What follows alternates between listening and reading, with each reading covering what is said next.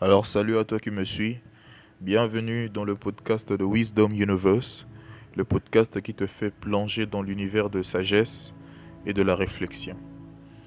Alors sans plus tarder, aujourd'hui nous allons parler d'un sujet qui est une question en même temps. Et ce sujet s'intitule « As-tu une vision de ton avenir ?» C'est une question qu'on se pose. Est-ce que tu as une vision de ton avenir ? Est-ce que tu imagines ton avenir? Est-ce que tu visualises ton avenir? Ou bien tu rêves ton avenir?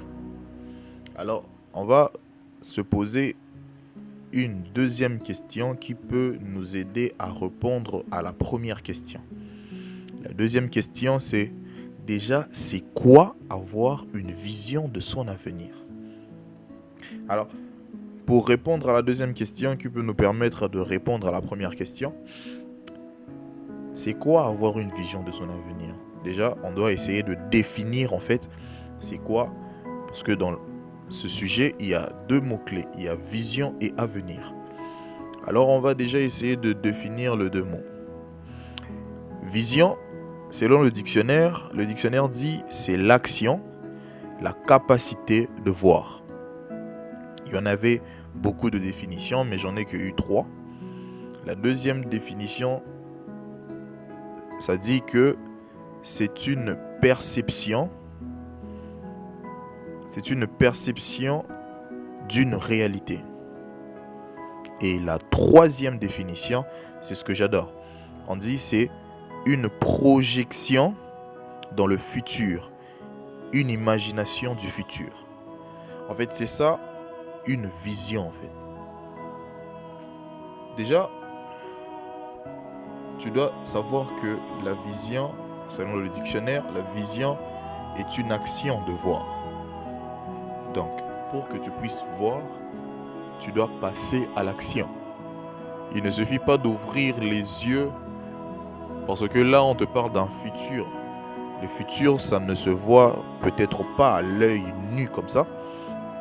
Alors, il te faut ouvrir les yeux de l'esprit, les yeux de l'âme, les yeux de la personne ambitieuse pour voir ton futur, pour avoir une vision claire de ce futur. Et c'est pas seulement l'action, c'est aussi la capacité. C'est une perception d'une réalité. Et ça, j'adore. Parce que la réalité que tu vis en ce moment est peut-être au contraire de la réalité que tu aimerais vivre. Alors, tu dois avoir la capacité de voir la réalité que tu aimerais vivre et que la réalité que tu vis actuellement ne te bloque pas. Parce qu'en ce moment, tu peux être fauché ou je ne sais pas quoi, mais tu aspires à un avenir meilleur, tu aspires à un avenir glorieux, tu aspires à quelque chose de grand en fait, ok? Et là présentement, c'est pas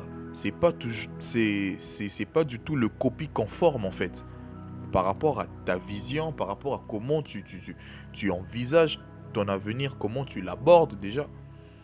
Tu vois un peu? Alors tu dois avoir cette capacité de te voir dans une autre réalité. Et la troisième définition, j'adore, c'est la projection dans le futur. Imaginer son futur. Combien d'entre nous arrivent à imaginer leur futur? Parce qu'il y a une différence entre imaginer et rêver le futur. Voilà pourquoi le thème c'est « As-tu une vision de ton avenir ?»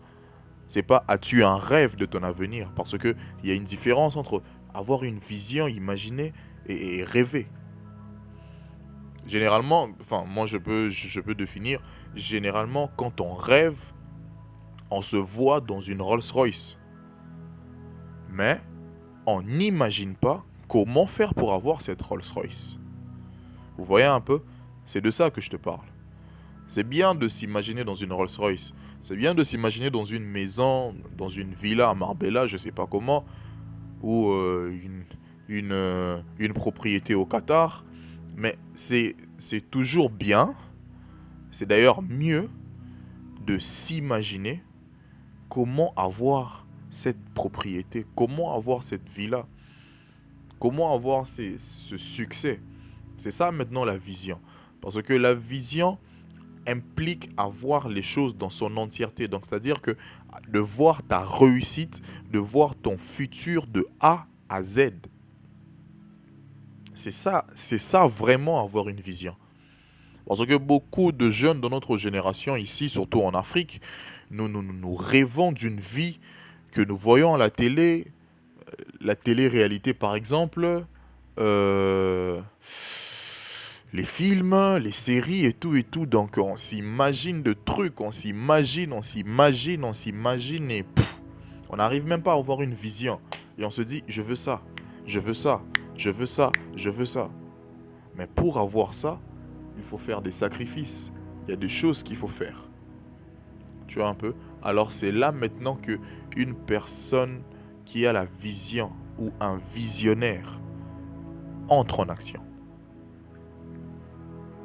Un visionnaire est cette personne qui connaît chaque millimètre près de son futur. Comme si il est déjà allé et il sait ce qui va se passer. Un visionnaire, c'est une personne qui te parle de ce qui lui attend, bien de ce qu'il veut, de ce qu'il projette, de son futur, comme si c'était un passé, comme si c'était quelque chose qu'il a déjà vécu en fait.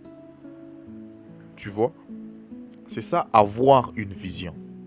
Alors, nous allons définir le deuxième mot clé qui est avenir. Avenir, il y a le dictionnaire qui dit l'avenir c'est le futur ou ce qui va arriver. Le devenir d'une personne ou d'une organisation. C'est ça avenir. Avenir c'est le futur. C'est ça l'avenir. Et c'est le devenir d'une personne ou d'une organisation. Alors, as-tu une vision de ton avenir? C'est comme si je te posais la question, as-tu une perception? As-tu la capacité de voir le devenir de ta personne? As-tu la capacité de voir ton devenir, de voir ton demain? Beaucoup d'entre nous diront que non, demain on ne connaît pas, c'est Dieu qui connaît demain et tout et tout. Mais tu dois avoir cette capacité de voir ton demain.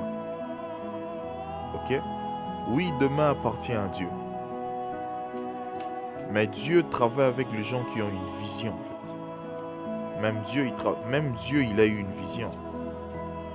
Le monde qu'il a créé est le fruit de sa vision. Alors toi aussi, tu dois avoir une vision.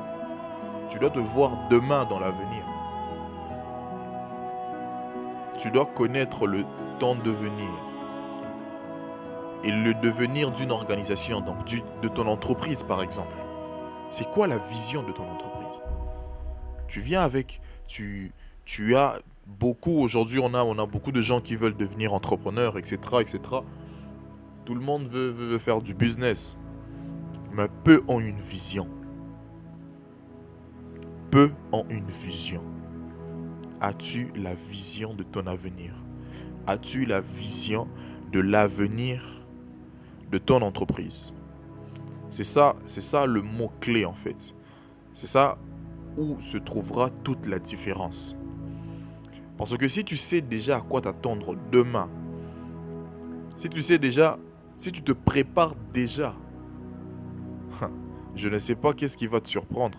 Et moi, mon mentor en entrepreneuriat, Nicodème, m'a toujours dit que le plus haut niveau de la maturité, c'est quand la vie ne te surprend plus. Quand tu n'es plus surpris par la vie, c'est là qu'on devient mature. C'est ça l'homme mature.